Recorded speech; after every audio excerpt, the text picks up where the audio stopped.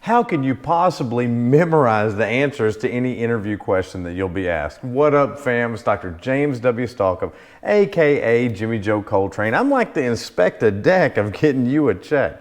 So today I'm going to talk about what the word memorizing means in relationship to a job interview, and I'm going to give you an example. So you will hear me say, develop personalized content. This is extremely important. I didn't originate this idea. This has been in the vernacular for a long time, that when you go into an interview, you should have a plan for answering these questions. In fact, when you go to a website and you see sample interview questions and good answers, that's what they intend. They intend for you to somehow plagiarize that or take their concepts, take their format, and then insert your own content and then use that to answer the question. So it can be overwhelming. There are potentially hundreds of questions that you could be asked in an interview, but if you count illegal questions and rejection, there's 40 kind of big ones, I think. Is there a possibility that you can go into an interview and be asked a question that you haven't prepared an answer for?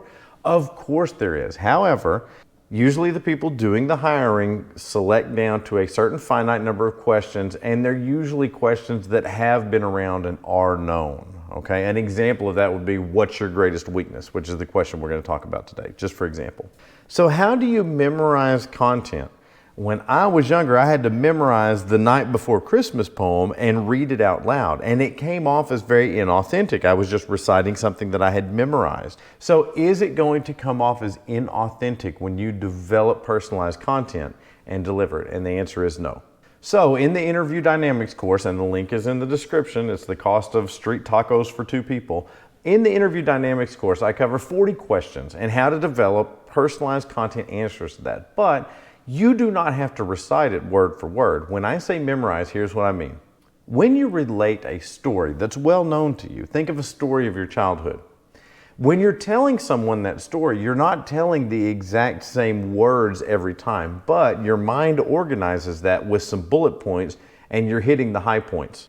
I lost my dog. It turned out I'd left the gate open. I could hardly forgive myself. The next day the dog showed back up. Right? Now you're going to fill in that with the detail that you know, but those are the bullet points you're going to hit. If I'm answering what is your greatest weakness and I'm interviewing as a doctor, I am going to answer it like this. My bullet points are keeping up with evidence. I don't read individual studies. I force myself to do 90 minutes a week. I keep track of this with an index card in my wallet, right? So this is the story arc, okay? Here is the problem, keeping up with the evidence. I've selected a type of evidence. I've made a commitment to myself, and then I validate that commitment by keeping track of it. Now the words may sound different, so this may be how it would sound. So someone asked me, so Dr. Stalkup, what would you say your greatest weakness is? So my greatest weakness, like it is for a lot of doctors, is keeping up with the evidence. It's virtually impossible to read every individual study that comes out. I mean, it is impossible. So I made a commitment to only read synthesis level evidence, meta-analysis, things like that.